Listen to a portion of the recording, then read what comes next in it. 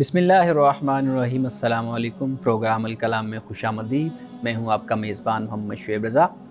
ناظرین کرام، پروگرام کے پہلے حصہ میں ہم قرآن کریم کی کچھ آیات کو سمجھنے کی کوشش کریں گے اور اس کے ساتھ ساتھ کچھ بہت اہم سوالات کو پروگرام کا حصہ بنائیں گے۔ حسب سابق ہمارے ساتھ شریک گفتگو ہیں جناب محمد امانت رسول صاحب۔ ہمارے سب خوش آمدید، بہت شکریہ آپ کے وقت کا۔ میری معاونت کے لیے موجود ہے مس نورین صاحبہ۔ Thank you so much madam. ناظرین کرام، آپ کی اسکرین پہ ہمارا واٹس ایپ نمبر آ رہا ہوگا، آپ اپنے سوالات ہمیں بھیج سکتے ہیں، ہم انشاءاللہ آپ کے سوالات کو ضرور ایڈریس کریں گے۔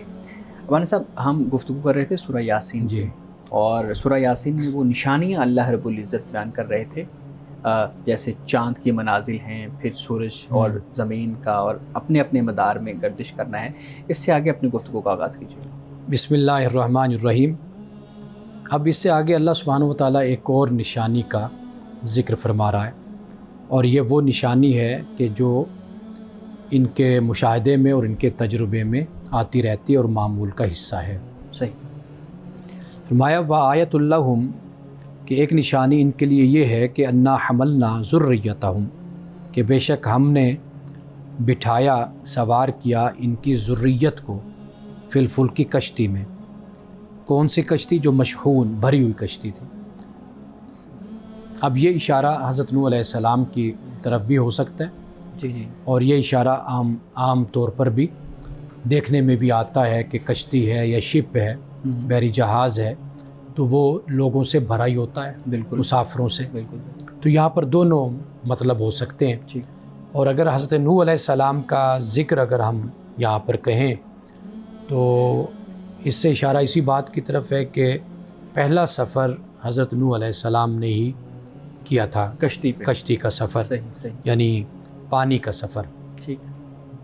اب تین انسان کے لیے راستے ہیں، یعنی ایک فضا کا راستہ ہے جی، جس میں انسان سفر کرتا ہے، ایک زمین خشکی ہے، اور ایک آبی یعنی پانی کا بحری راستہ۔ یہ تینوں ہیں۔ اب آپ دیکھیے کہ انسان ان تینوں میں کہیں بھی چلا جائے تو خدا کی سلطنت سے، خدا کی کائنات سے باہر نہیں جا سکتا، اسی میں رہتا ہے۔ وہ جو قرآن مجید کہتا ہے کہ فَانفُذُوا لَا تَنفُذُونَ إِلَّا بِسُلْطَان، کہ اس کائنات سے نہیں نکلا جا سکتا۔ یا معشر الجن والانس ان استطعتم ان تنفذوا من اقطار السماوات والارض فانفذوا۔ فرمایا کہ اے جن و انس کے گروہ، اگر تم استطاعت رکھتے ہو تو پھر آسمانوں اور زمین کے کناروں سے باہر نکل کے دکھاؤ۔ تو تم نکل نہیں سکتے، اس لیے کہ یہ نکلنا طاقت کے ساتھ ہے جو تمہارے پاس نہیں ہے۔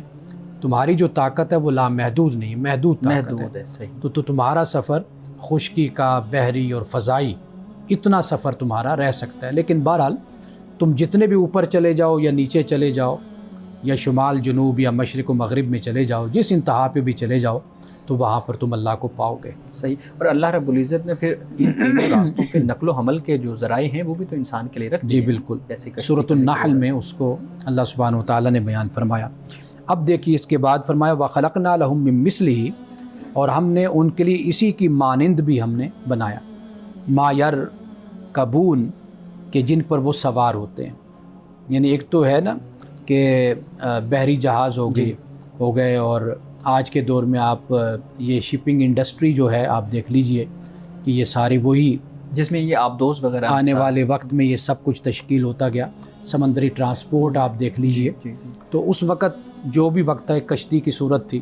اور یہ جو بحری بیڑا ہے اس کے بارے میں کہا جاتا ہے کہ یہ سیدنا عثمان غنی رضی اللہ تعالیٰ عنہ کے زمانے میں پہلی دفعہ یہ سب سے پہلے بحری بیڑا جس کو ہم کہتے ہیں، اور خاص طور پر حضرت امیر معاویہ رضی اللہ تعالیٰ عنہ کے زمانے کا ذکر کہا جاتا ہے سب سے پہلے۔ تو یہ یعنی بحری بیڑا اس وقت تھا، لیکن پھر آپ کو معلوم ہے کہ یہ جو انڈسٹری جیسے جیسے ترقی کرتی چلی گئی، اب ٹائٹینک کو بھی آپ دیکھ لیجئے، بڑے بڑے جہاز اب اس سے بھی کہیں بہتر بحری سفر کے لیے آباد ہوتے ہیں۔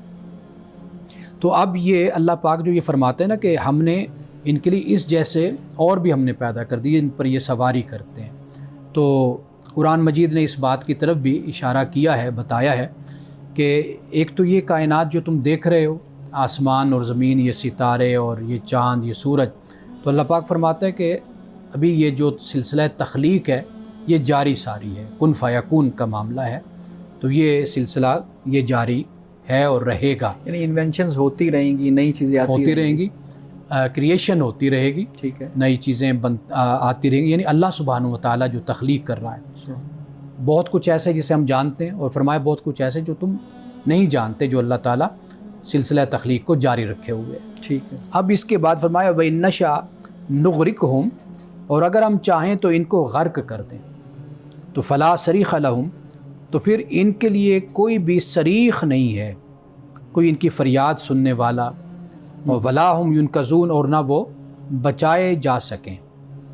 یعنی اللہ سبحانہ و تعالیٰ فرماتا ہے اگر ہم چاہیں تو ہم ان کو غرق کر دیں. یعنی اللہ نے اپنی قوت اور اپنی طاقت اور قدرت کا یہاں پر اظہار فرما دیا ہے. انسان کو اللہ نے دو ہی چیزیں دی ہیں پہلے دن سے. حضرت آدم کی جب تخلیق ہوئی تو پہلے یہی فرمایا کہ علم اور قدرت, یہ دو چیزیں انسان کو دی ہیں. علم وہی جو اسماء کی بات کی گئی, جو حضرت آدم علیہ السلام کو سکھائی گئی, ٹھیک, اور جو قدرت ہے وہ خلافت آپ کہہ لیجئے, جو زمین پر انسان کو ارادہ اور اختیار اور اس کائنات پر جو قوت عطا کی اللہ تعالیٰ نے, یہ دو ہی چیزیں انسان کو دی. لیکن انسان انہی دو کی بنیاد پر پھر گمراہ ہوتا ہے. جب وہ تخلیقات کرتا ہے, وہ سائنس میں ترقی کر لی, ٹیکنالوجی میں کر لی, تو پھر وہ کیا ہوتا ہے, جب اس کا اقتدار قائم ہو جاتا ہے پھر وہ بھٹک جاتا ہے, خدا کا انکار کرتا ہے, منکر ہو جاتا ہے. تو یہاں پر اللہ تعالیٰ پھر اسی بات کو بیان کرتا ہے کہ تم جو کچھ بھی ایجادات کر لو, جو بھی کر لو, لیکن میرے تم دست قدرت سے باہر نہیں نکل سکتے. اگر ہم چاہیں تو ہم ان کو غرق کر دیں, پکڑ لیں. تو یہاں پر یہ بیان کر دیا. آخر میں کیا فرمایا, وہ یہ ہے کہ اللہ رحمت منا, مگر ہماری طرف سے یہ رحمت ہے, ومتاعا الی حین, اور ایک وقت معین تک یہ فائدہ اٹھانا ہے, وقت معین تک. تو اللہ سبحانہ و تعالیٰ کہ یہ ساری رحمت ہے کہ اس نے انسان کے لیے نعمتیں اور اس ساری کائنات کو انسان کے لیے مسخر کیا ہے, اور انسان کو اللہ نے اپنی عبادت کے لیے, ابدیت کے لیے انسان کو پیدا کیا. تو یہ ایک رحمت ہے, اور فرمایا کہ وہ متاع الی حین, اور یہ ایک خاص وقت تک کے لیے سامان ہے تمہارے پاس. یعنی قیامت کا ذکر ہے کہ ایک خاص وقت, یعنی قیامت کی جب گھڑی آ جائے گی تو اس وقت تک یہ ساری چیزیں. دیکھیے ایک تو یہ پہلو نکلتا ہے نا, ایک آپ کا اور میرا, ہر کسی کا بھی تو ایک وقت معین ہے نا, بالکل الگ الگ. جیسے قرآن پاک نے مستقر و متاع الی حین کے لفظ آتے ہیں کہ یہاں پر جو ٹھکانہ ہے تمہارا رہنا ہے, اور تمہارا جو فائدہ اٹھانا ہے یہ الی حین, ایک مدت تک کے لیے ہے. تو یعنی دونوں صورتیں بن جاتی کہ یہ پوری کائنات ایک وقت تک ہے, اور اسے زوال ہے اور اس نے فنا ہونا ہے. قرآن مجید نے بیان کیا. ہمارے لیے یہ ہے کہ ہماری مدت, ہمارا وقت وہ متعین ہے. صحیح. تو پھر یہ جو موت ہے, موت ہم کس کو کہیں گے؟ وہ آخری وقت جب سب اللہ رب العزت کے حضور حاضر ہو جائیں گے, یا پھر ہر شخص کی بھی ایک جو ہے نا وہ قیامت, جب موت ہو جاتی اس کی ہو جاتی ہے تو اس کے لیے وہی دن قیامت ہے, یا وہ دن قیامت ہے جب اللہ رب العزت کے سامنے سب حاضر ہو جائیں گے؟ قرآن مجید نے موت کا لفظ مختلف معنی میں استعمال کیا ہے. جی. کیف تکفرون باللہ وکنتم امواتا, اب عدم کے لیے, نتھنگنیس کے لیے قرآن پاک نے موت کا لفظ استعمال کیا ہے یہاں پر. اور اسی طریقے سے زمین بھی مردہ ہوتی, جیسے ابھی ہم نے پڑھا میتہ کا لفظ آیا, تو یہ میتہ کیا, یعنی بنجر ہو جانا. تو گویا کہ قرآن مجید نے مختلف معنی میں موت کو استعمال کیا, لیکن انسان کے لیے جو موت ہے, جو جسمانی, جس کو ہم ڈیتھ کہتے ہیں, فزیکلی ڈیتھ, تو وہ موت ہوتی ہے. یعنی انسان کا اس کی روح کے ساتھ جو تعلق منقطع ہو جاتا ہے, کٹ جاتا ہے, اس کو موت کہا جاتا ہے. آپ نے جو بات بیان کی اس کا اصل جو جواب ہے جو حدیث میں بیان کیا گیا, کہ آپ نے فرمایا جو انسان مرتا ہے اس کی قیامت قائم ہو جاتی ہے. یہ اشارہ در حقیقت اس بات کی طرف ہے کہ اب اس کے پاس عمل کی مہلت نہیں رہی, وہ ختم ہو گئی ہے, وہ ختم ہو گئی, وہ زندگی میں ہوتی ہے. یعنی آپ محنت عمل کرتے ہیں, اچھے کام کرتے ہیں, تو وہ آپ کے پاس موقع ہے, اپرچونٹی ہے, ٹائم ہے کہ آپ اچھے کام کر سکتے ہیں, لیکن مرنے کے بعد اچھے کام نہیں کر سکتے. اب جو کچھ کیا ہوا ہے وہی آگے آنا ہے, وہ قیامت کے دن. جو آپ نے مستقر و متاع الی حین ہے, اس میں بھی تو یہی اشارہ اللہ پاک دے رہا ہے کہ یہ چیزیں جن کا ذکر کیا ہے, سورج چاند ستاروں کا یا سمندر کا, کشتیوں کا, تو یہ بھی ہمارے لیے ایک مہلت ہے. تو پھر اس مہلت کو جتنا اچھا استعمال کریں, مہلت ہی کی طرف ہے نا, کہ نہیں اپنے اعمال اور ان چیزوں سے فائدہ اٹھانا, کہ ایک وقتی طور پہ ہے اور عارضی طور پہ ہے. تو جتنی جلدی ہم ان سے تو مستقر سے مراد یہ یعنی ایک ٹھکانہ ہے، وقتی طور پر انسان رہتا ہے اور موقع ہے انسان کے پاس۔ ہمارے صاحب ہم ایک بریک لے لیں، اس کے بعد پھر ہم اپنی گفتگو کا مزید آگے آغاز کرتے ہیں۔ ناظرین کرام، گفتگو ابھی جاری ہے، یہاں وقت ہوا چاہتا ہے ایک بریک کا، ہمارے ساتھ رہیے۔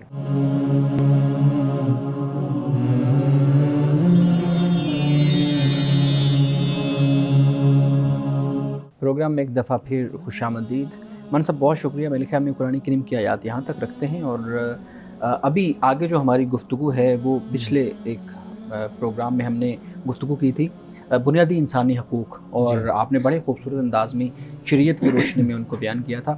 میں چاہوں گا کہ آج کچھ مزید بنیادی انسانی حقوق پہ ہم گفتگو کریں، جیسے خواتین کے حقوق کا تحفظ ہے جو اسلام نے، شریعت نے ضمانت دی ہے اس کی، پھر خادمین یا متاحت لوگوں کے حقوق ہیں، پھر انسان کی جو نجی زندگی ہے یا اس کی عزت اور آبرو کا جو تحفظ ہے، اس پہ ہم بات کریں۔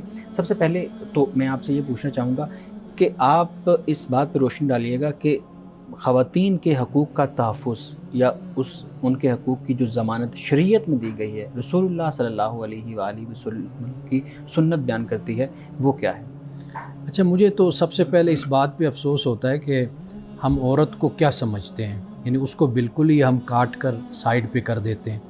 جب انسان کے حقوق کی بات ہوگی تو واضح بات ہے کہ اس میں عورت بھی شامل ہے۔ بالکل، وہ انسان یعنی جب ہم یہ کہتے ہیں بنیادی انسانی حقوق، بیسک ہیومن رائٹس، تو اس میں عورت بھی ہے، تو پھر علیحدہ عورت کو موضوع بنانا، یعنی ہم بنیادی حقوق کی بات کریں گے تو ہم کہیں گے عورت کے بنیادی، ہاں چند آپ کہہ سکتے ہیں جو علیحدہ ایک لحاظ سے حقوق چیزیں بن جاتے ہیں، ان پر ہم بات کر سکتے ہیں۔ جی۔ یعنی اگر آپ مجھے کہیں گے کہ میں شریعت کی روشنی میں، قرآن اور سنت کی روشنی میں آپ کو بتاؤں، تو واضح بات ہے کہ جو مرد اور بحیثیت انسان کے جو حقوق بنتے ہیں وہی حقوق پھر شریعت عورت کے بھی بیان کرتی ہے۔ یعنی مثال کے طور پر آپ دیکھیے کہ قرآن پاک نے کہا کہ خالقکم من نفس واحدہ، کہ تمہیں پیدا کیا نفس واحدہ سے، ٹھیک، یعنی ایک جس خمیر سے مرد کی تیاری ہوئی ہے اسی خمیر سے عورت کی تیاری ہوئی ہے، تو لہٰذا دونوں میں کسی طرح کا بھی کوئی فرق نہیں ہے۔ ہاں آپ یہ کہہ سکتے ہیں کہ مثال کے طور پر ہمارے ہاں جس طرح نکاح کا معاملہ ہے، شادی کا معاملہ ہے، اب اس میں عورت کے بارے میں بہت کچھ کہا جاتا ہے کہ اس کا فیصلہ ہمارے معاشرے میں بدقسمتی سے سماج کر دیتا ہے، یا ماں باپ کر دیتے ہیں، یا بڑا بھائی ہے یا چاچا کر دیتے، تایا کر دیتا ہے، تو عورت کو بولنے کا حق نہیں دیا جاتا۔ تو اسلام اس بارے میں کیا کہتا ہے؟ تو واضح بات ہے کہ عورت کو اپنے نکاح کا پورا حق حاصل ہے۔ قرآن مجید کو جب ہم پڑھتے ہیں تو قرآن مجید تو کلی طور پر اس بات کا اختیار عورت کو دیتا ہے کہ وہ اپنا فیصلہ کرے۔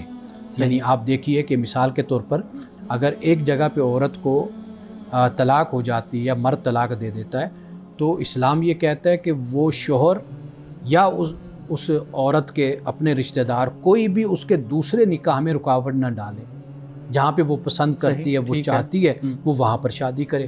اچھا، اسی طرح پہلا نکاح جو ہے اس پر بھی رسول اللہ صلی اللہ علیہ وسلم کے پاس عورتیں شکایات لے کر آتی تھیں۔ آپ بحیثیت آپ کہہ لیجیے، یعنی اگر وہ لفظ ہم بول لیں تو ایک قاضی کی حیثیت سے، سربراہ کے، آپ اس کو نکاح کو ختم کر دیتے تھے۔ آپ فرماتے تھے جہاں تمہاری مرضی ہے تم وہاں پہ نکاح کرو۔ یعنی اگر ہم چند انفرادی جو عورت کے جو حقوق ہیں بنیادی، وہ اگر ہم علیحدہ کر لیں، وہ اس کی شخصی بنیادوں پر، لیکن باقی جتنے وہ حقوق ہیں جو کانسٹیٹیوشن میں بھی بیان ہیں یا دوسری جگہ پہ بھی بیان ہے، وہ سب وہی ہیں جو مرد کو حاصل ہے، مرد کی حیثیت سے وہی سب کچھ عورت کو بھی حاصل ہے۔ آپ نے فرمایا کہ مرد اور عورت کے حقوق جب انسان کے حقوق بیان کر دیے ہیں کہ دونوں کے حقوق اس میں آگے، لیکن ہم دیکھتے ہیں خطبہ حجۃ الوداع جو تھا اس میں رسول اللہ صلی اللہ علیہ وآلہ وسلم نے جب حقوق آپ بیان کر رہے ہیں تو پھر خواتین کا خاص طور پہ ذکر کیا اور ان کے حقوق کے اوپر خاص طور پہ توجہ دلائی ہے۔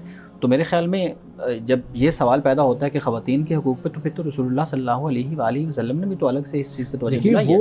وہ بالکل مختلف ہے۔ اگر آپ اس کو پڑھیں نا، وہاں پہ شوہروں کو، خامندوں کو یہ کہا گیا ہے کہ یہ تمہارے محتاط ہیں، کو توجہ دلائی گئی۔ عرب کے معاشرے میں مرد اپنے آپ کو اگر بالا تر سمجھتا ہے، بالا دست سمجھتا ہے، تو اس کو توجہ دلائی گئی ہے کہ بھئی یہ تمہاری بیوی ہے، تمہارے بچوں کی ماں ہے، تو ایک تقسیم کار ہے، تم کما کر لاتے ہو، تم قوام ہو، عورت گھر کے پورے نظام کو سنبھالتی ہے، تو تم پر لازم ہے کہ تم اس کا خیال رکھو۔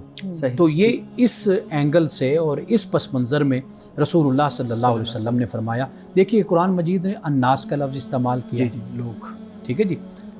اب اس سے کون ہے؟ مرد عورت دونوں مراد ہیں قرآن پاک میں، یا ایھا الذین آمنوا، ایمان والو، مرد عورت دونوں شامل ہیں۔ اور جہاں پر تاکید کرنی تھی تو علیحدہ ان المسلمین والمسلمات والمؤمنین والمؤمنات والقانتین والقانتات والصادقین والصادقات والصابرین والصابرات والخاشعین والخاشعات، یہ سب پھر عورتوں کو اور مردوں کو یہاں پر بیان کر دیا۔ تو لہٰذا میں اصل آپ کے سوال پر نہیں میں اعتراض کر رہا، میں اصل میں ہماری جو سوشل ایک مینٹیلٹی ہے نا، وہ بدقسمتی سے کچھ اس طرح سے بن گئی ہے بہت سی کہ ہم عورتوں کو ہمیشہ علیحدہ کر کے ان کے حقوق رائٹس کی بات اس طریقے سے بیان کرتے ہیں کہ جیسے کوئی علیحدہ کوئی مخلوق ہے، تو جو انسان کے بنیادی حق ہیں وہی عورتوں کے ہمارے سب کہ اسلام نے عورت کو عزت اور مقام تو دیا، لیکن اس کے برعکس ہمارے معاشرے میں عورت کو کمتر ہی سمجھا جاتا ہے۔ اس کے پیچھے دو تین چیزیں میں، جیسے ابھی آپ نے خود ذکر کیا کہ بھئی ہمارا مذہب، ہمارا دین اجازت دیتا ہے عورت سے اس کی پسند پوچھی جائے، یہاں نہیں پوچھی جاتی۔ پھر وراثت کو لے لیں، وراثت میں اس کا حق طے کر دیا گیا ہے کہ اتنا اس کو حق دینا ہے۔ ہم دیکھتے ہیں کہ جو بڑے بڑے جاگیردار لوگ ہیں وہاں پہ خواتین، ان کی بہنیں یا بیٹیاں بے جوڑ رشتے کر دیے جاتے ہیں محض اس وجہ سے کہ ہماری جائیداد باہر خاندان میں نہ چلی جائے، وراثت کا حق بھی نہیں دیا جاتا۔ ہاں جی۔ پھر حق مہر کی بات کر لیجئے، اگر وہ عورت کو دیا جاتا ہے، دینا چاہیے، لیکن یہ کہیں یہ بھی دیکھنے میں آتا ہے کہ وہ دیا نہیں جاتا، اور اگر دے دیا جاتا ہے وہ آزاد نہیں ہے پریکٹیکلی کہ وہ اپنی اس رقم کو استعمال کر سکے۔ مولانا صاحب اس میں دو تین پہلو ہیں، الگ الگ ان پہ توجہ دلائیے گا، وراثت بھی اور حق مہر پہ بھی۔ دیکھیے میں نے جو جملہ بولا آپ اس پہ غور کیجئے، میں نے کہا ہے سوشل ایٹیچیوڈ، ہمارا سماجی رویہ ایسا ہوتا ہے، اس لیے ہمیں عورت کے بارے میں بات کرنی پڑ جاتی ہے۔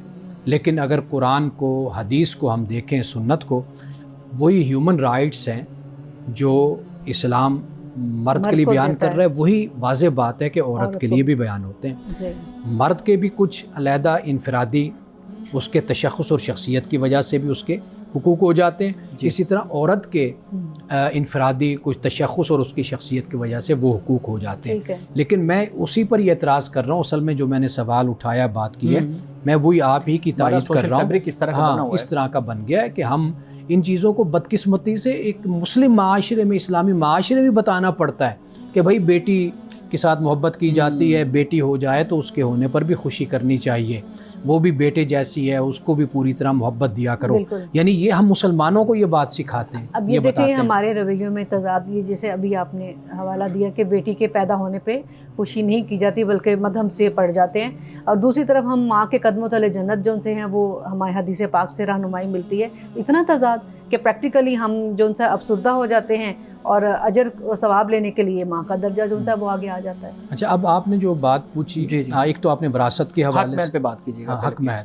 اب قرآن مجید نے واضح طور پر اس کو بیان کیا کہ وَآتُوا النِّسَاءَ صَدُقَاتِهِنَّ نِحْلَةً، کہ جو خواتین ہیں ان کا حق مہر تم ان کو دو، اور خوش دلی سے دو، اور اچھا ان کو حق مہر دو۔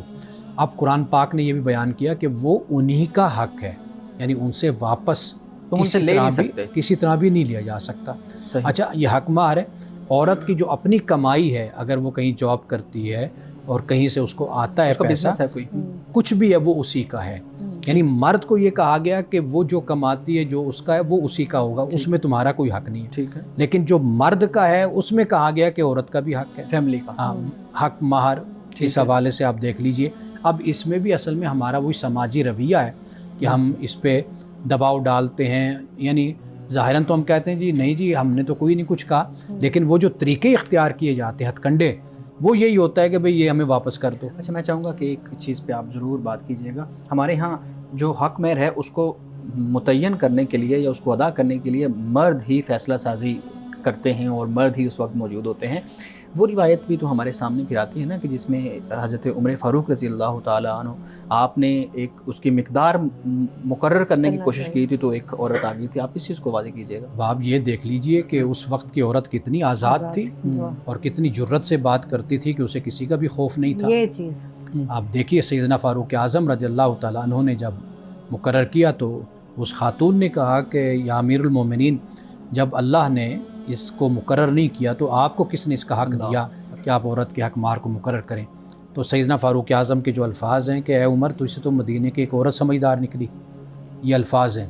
اب آپ دیکھیے کہ وہ کھڑے ہو کر جو بھی اپنے حق کی بات تھی اس کے لیے وہ کھڑے ہو کر بات کرتے تھے۔ یعنی یہ اعتماد پھر عورت کو دیا گیا نا اس معاشرے میں اس وقت اس کو، یہ کیونکہ اگر ہم دیکھیں فیصلوں کی بات کی جاتی، جی اگر جی میں یہ کہہ رہی تھی کہ اگر فیصلہ ہم کہتے ہیں کہ خواتین کے فیصلے اس لیے بھی نہیں لیے جاتے کہ وہ ان کا ایکسپوجر نہیں ہوتا ہے، تو ان چیزوں میں خواتین کے فیصلے صحیح ہوں، درست سمت میں ہوں اور ان کی رائے کی قدر کی جائے، تو اس کے لیے بھی پیچھے پوری ایک بیک گراؤنڈ ہے نا جس کو صحیح کرنا پڑے گا تاکہ وہ اس کے فیصلے کو کچھ اہمیت دی جائے کہ واقعی صحیح فیصلہ ہے۔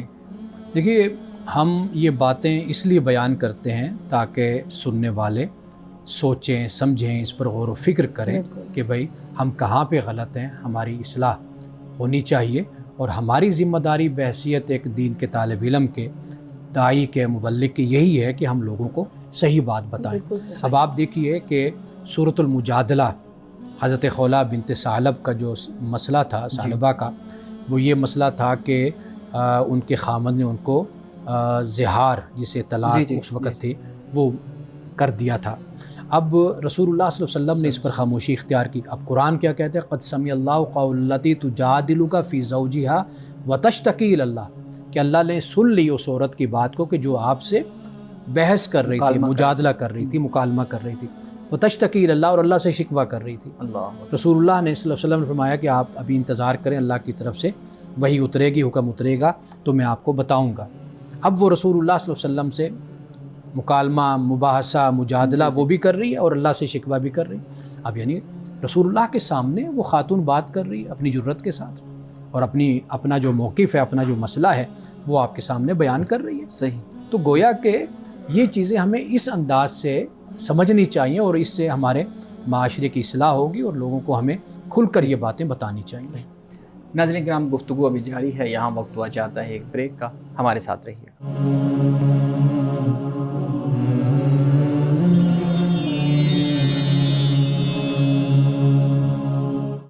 پروگرام ایک دفعہ پھر خوش آمدید۔ جی میم، ہم سوال کرنا چاہ رہے تھے۔ جی امان صاحب، جو کہ خواتین کے اسپیشل حقوق کی بات ہو رہی ہے، تو کیا ملازمت کے حوالے سے خواتین کے کچھ خاص شعبے ہونے چاہیے کہ جس میں وہ جاب کریں، یا پھر جس شعبے میں جس میں آزادی ہونے کے کسی بھی شعبے میں جا سکتی ہیں؟ دیکھیے اس حوالے سے اسلام کوئی آپ کو ملازمت پر پابندی تو نہیں لگاتا، اور کوئی شعبے کے بارے میں بھی کوئی ایسی ہمیں رہنمائی نہیں ملتی۔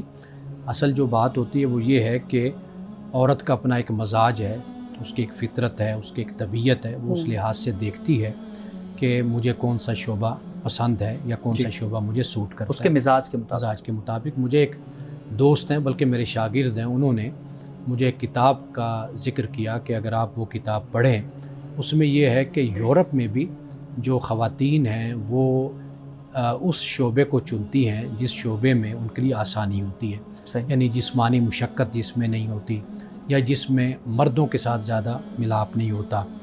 وہ جیسے ٹرک چلایا جاتا ہے، بڑے بڑے لمبے لمبے سفر کیے جاتے ہیں، سامان پہنچائے جاتے ہیں، تو ان شعبوں کو عورتیں وہاں پر نہیں چنتی۔ عورتیں عام طور پر چنتی ہیں جیسے ٹیچنگ ہو گئی، جیسے میڈیکل کا کوئی شعبہ ہو گیا، نرس بننا ہو گیا، تو ایسے شعبے چنتی ہیں جو ایک تو جسمانی مشقت والے نہیں ہوتے، دوسرا یہ ہوتا ہے کہ زیادہ اس میں کوئی کھپت، زیادہ کوئی مقام، ٹائم نہیں زیادہ ہوتا۔ تو اس طرح کر کے وہ مجھے بتا رہے تھے کہ بھئی امریکہ، یورپ میں بھی خواتین کی یہ پسند اور یہ چوائس ہوتی ہے، تو لہٰذا اس پر اسلام کوئی پابندی عائد نہیں کرتا۔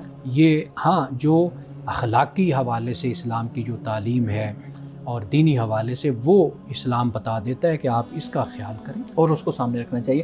یہ بتائیے گا کہ عام طور پہ ہوتا ہمارے ہاں یہ ہے کہ جب کسی بیٹی کی، بچی کی شادی ہوتی ہے تو جب وہ شادی کے بعد اپنی ملازمت کو ترک کر دیتی ہے، ٹھیک، آپ یا وہ کاروبار کرتی ہے تو اس کو ختم کر دیتی ہے، تو آپ یہ بتائیے گا کہ جب حضرت خدیجہ الکبریٰ کا نکاح رسول اللہ صلی اللہ علیہ وسلم سے ہوا تو کیا آپ نے کاروبار کرنا بند کر دیا تھا یا جاری تھا؟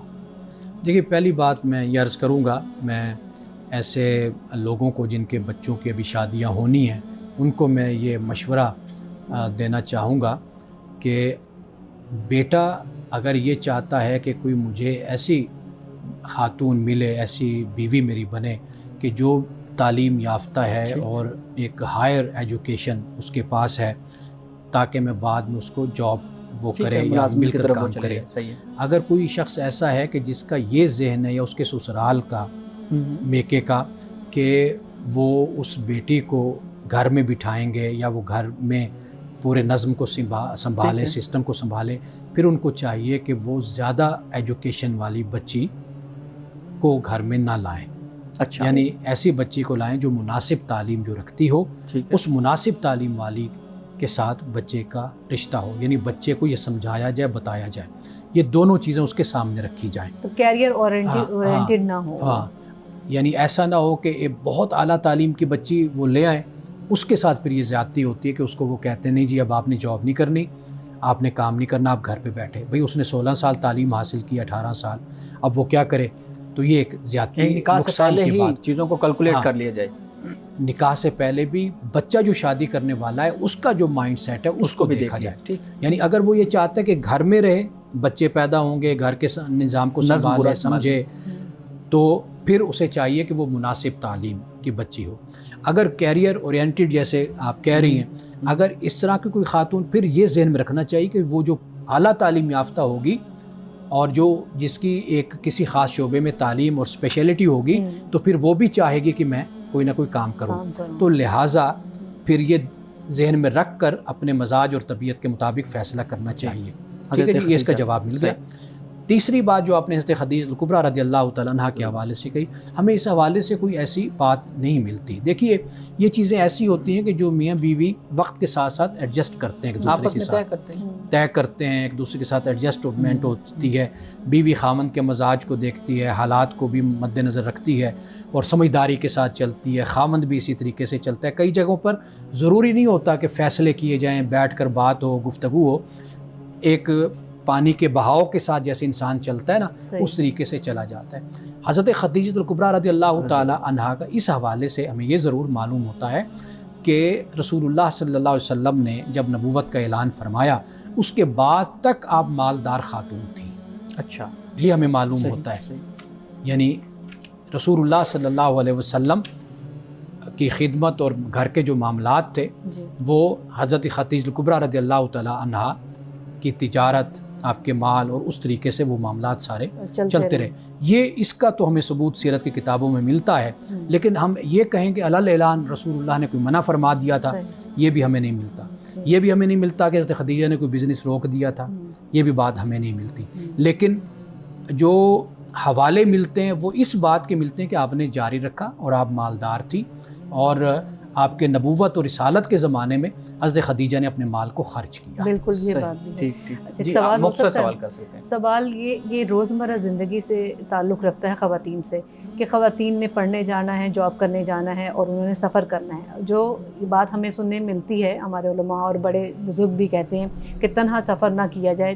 یہ کس لیے میجر سے اختلاف نہیں، یعنی جو بات وہ کہہ رہے ہیں کہ وہ ہماری حفاظت کے لیے کہہ رہے ہیں کہ خواتین اکیلے سفر نہ کریں.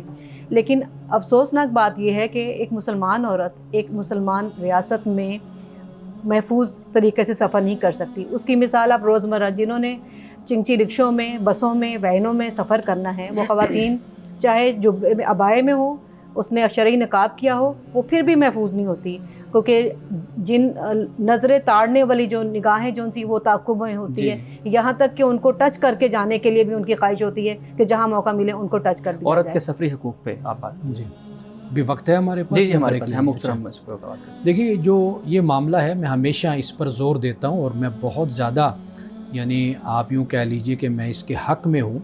آپ عورتوں پر پابندی نہ لگائیں، خواتین پر، بیٹیوں پر، بہنوں پر. آپ معاشرے کے ان شرپسند عناصر کو پکڑیں اور ان کو آپ سزا دیں. شریعت ان کو نقل و حمل کی اجازت دیتی ہے. ہاں، یہ کلچر آپ پیدا کریں اور مردوں کی تعلیم اور تربیت کا انتظام اس طریقے سے ہونا چاہیے. ان کو بتایا جائے کہ سب سے پہلے اسلام ہم پر ذاتی طور پر نافذ ہونا چاہیے. ہم جو بدقسمتی ہماری یہ ہے کہ ہماری سوسائٹی میں، معاشرے میں ہمیشہ دوسرے کے بارے میں بات کی جاتی ہے. ہم نے کبھی اپنے بارے میں بات نہیں کی. اسلام مجھے مخاطب ہوتا ہے مجھ سے خطاب کرتا ہے، میں پابند ہوں، میں اسلام پر عمل کروں. یہ مردوں کی تربیت ہونی چاہیے. میں نے اس کی مثال ایک پروگرام میں دی تھی کہ رسول اللہ صلی اللہ علیہ وسلم کے زمانے میں خواتین صبح کی نماز مسجد میں پڑھتی تھی. اب کئی واقعات بھی ہوئے لیکن رسول اللہ نے خواتین کو مسجد میں جانے سے منع نہیں کیا تھا، بلکہ آپ نے ان شرپسند عناصر کو آپ نے سزا دی تھی. تو میرا خیال ہے کہ یہ کلچر ہمیں اپنے معاشرے میں پیدا کرنا چاہیے. صحیح. ناظرین کرام، یہاں وقت ہوا چاہتا ہے ایک بریک کا، ہمارے ساتھ رہیے گا.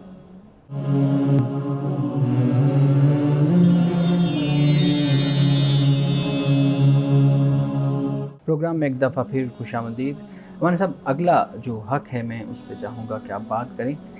جو نجی زندگی کے تحفظ کا حق ہے، یا اس کو ہم رائٹ ٹو پرائیویسی کہتے ہیں، اس کو قرآن حکیم یا ہم سیرت النبی صلی اللہ علیہ وسلم یا شریعت کی روشنی میں ہمیں کیا تعلیمات ملتی ہیں؟ سورۃ النور کو اگر ہم دیکھیں تو اللہ سبحانہ و تعالیٰ نے وہاں پر 3 اوقات کا ذکر کیا ہے جی، اور اس وقت کسی کو بھی گھر میں آنے سے اجازت نہیں دی، منع کیا ہے. اچھا.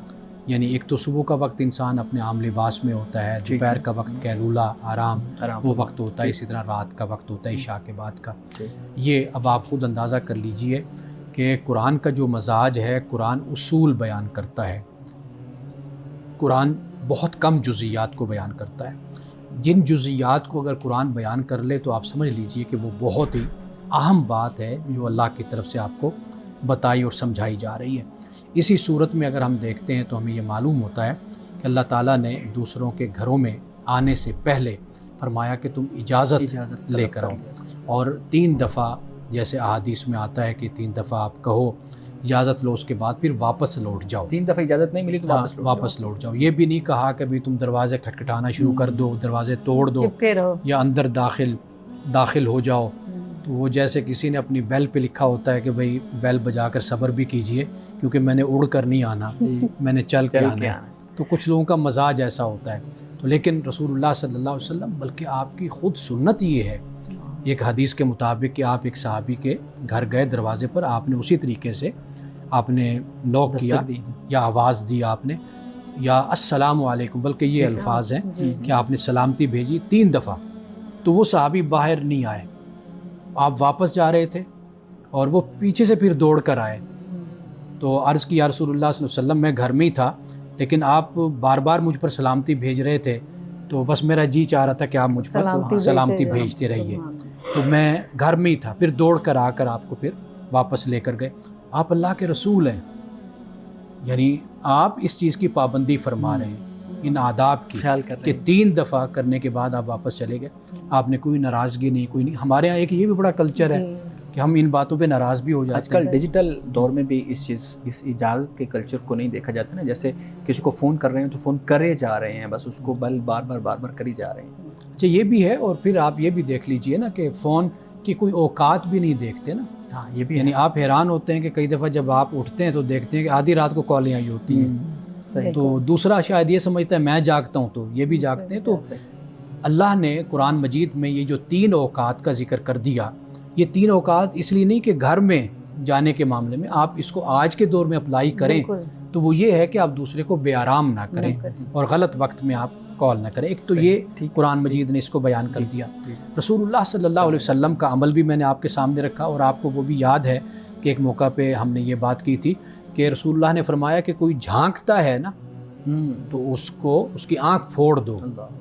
یعنی رسول اللہ رحمۃ للعالمین ہیں، رحیم و کریم ہیں، رؤوف الرحیم ہیں.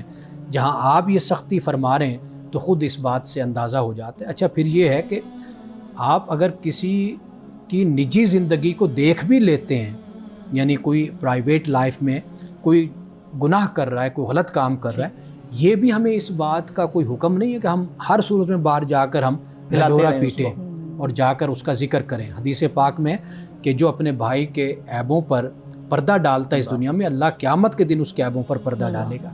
یہ حدیث پاک ہے. تو لہٰذا اس بات کا بھی خیال کرنا چاہیے. کسی کی ایک تو نجی زندگی میں دلچسپی اور اس میں جا کر ٹٹولنا، اس سے بڑا سختی سے منع کیا گیا. اور دوسری بات کیا ہے، وہ یہ ہے کہ اگر کوئی ایسی بات کسی کی زندگی کے بارے میں معلوم آپ کو ہو جاتی ہے تو آپ ہرگز اس کو باہر جا کر بیان نہ کریں، اس سے بھی منع کیا گیا ہے۔ مختصر آپ سے یہ پوچھنا چاہوں گا، دوسرے کی جو زندگی ہے اس میں غیر ضروری مداخلت ہمارے ہاں بہت زیادہ ہوتی ہے، اس کی بھی کوئی شرعی حدود ہیں؟ ایک دفعہ پھر ذرا سوال۔ جو غیر ضروری مداخلت ہے اس کی کوئی شرعی حدود ہیں؟ جیسے کہ جوائنٹ فیملی میں رہنے والے خاص طور پہ جو لوگ ہوتے ہیں، دیور جیٹھ نندے، وہ مداخلت کرتے رہتے ہیں، تو وہ زندگی میں مداخلت کرتے ہیں فیصلوں میں، یعنی شوہر کو۔ دیکھیے ہر انسان کی ایک ذاتی اور ایک نجی زندگی ہے، ہر انسان کی، وہ خامند ہے، وہ بیوی ہے، وہ بچے ہیں، وہ آپ کے بھائی بہن والدین ہیں، کوئی بھی ہے، ہر کسی کی ایک اپنی پرائیویٹ لائف ہے۔ تو اس لیے اس بارے میں ہمیشہ اس بات کا خیال رکھنا چاہیے کہ ہم دوسرے کے معاملات میں اس حد تک انٹرفیئر نہ کریں کہ دوسرا اس میں اذیت محسوس کرے، تکلیف محسوس کرے۔ دیکھیں میاں بیوی کا تعلق بہت قربت کا تعلق ہے، لیکن وہاں پر بھی ایک پردہ ضرور ہوتا ہے بہت سی باتوں کا، یعنی کہ آپ اس کو پردہ نہ کہیے، آپ یہ کہہ سکتے ہیں کہ ایک وقت ہوتا ہے کہ ایک شخص اپنی بات یا وہ بتانا نہیں چاہتا یا اس سے پردہ نہیں اٹھانا چاہتا، بہت سی اس کی وجوہات اور اسباب بھی ہوتے ہیں۔ ضروری نہیں ہے کہ اس کی ٹوہ میں انسان لگا رہے۔ مان صاحب حکمت و دانائی کی بات بیان کیجیے گا۔ آج کی ایک بڑی خوبصورت بات ہے، وہ یہ ہے کہ خوبصورت انسان کی نشانی یہ ہے کہ وہ دوسروں میں خوبصورتی تلاش کرتا ہے، خوبصورتی دیکھتا ہے۔ جیسے شہد کی مکھی ہوتی ہے وہ ہمیشہ پھول پر بیٹھتی ہے، اور جو دوسری مکھی ہوتی ہے وہ ہمیشہ گند پر بیٹھتی ہے۔ تو ہمیشہ اچھائی تلاش کرنی چاہیے اور مثبت انداز میں اور تعمیری انداز میں انسان کو سوچنا چاہیے۔ ناظرین گرامی، اس دعا کے ساتھ اپنے پروگرام کا اختتام کریں گے۔